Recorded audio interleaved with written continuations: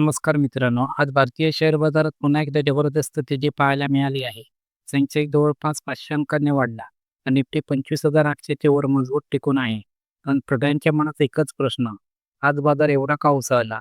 चला तर मग आजच्या तेजीमागची महत्त्वाची कारणं सविस्तर पाहूया. पहिलं कारण आहे जागतिक बाजारातून पॉझिटिव्ह संकेत. अमेरिका आणि आशियाई बाजारात जोरदार तेजी दिसून आली. डाऊ जोन्स, नॅस्डॅक आणि निक्केई निर्देशांक मजबूत असल्यामुळे भारतीय बाजारात गुंतवणूकदारांचा आत्मविश्वास वाढला.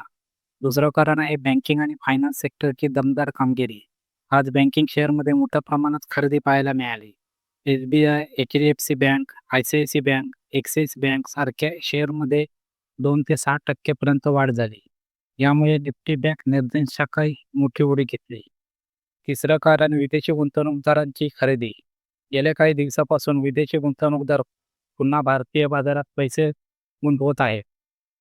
यामुळे बाजारात मजबूत आधार मिळत असून तेजीचा ट्रेंड कायम राहण्याची शक्यता वाढली आहे. चौथं कारण आहे महागाई आणि व्याजदरात सकारात्मक संकेत.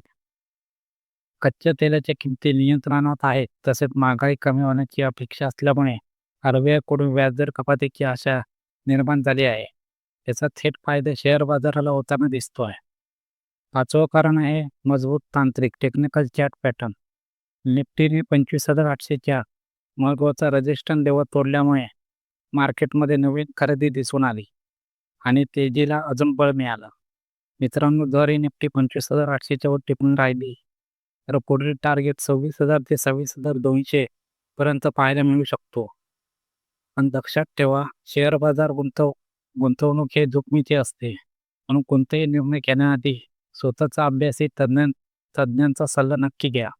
अशा लेटेस्ट शेअर बाजार अपडेट्ससाठी चॅनलला सबस्क्राईब करा, व्हिडिओला लाईक आणि शेअर करायला विसरू नका. धन्यवाद.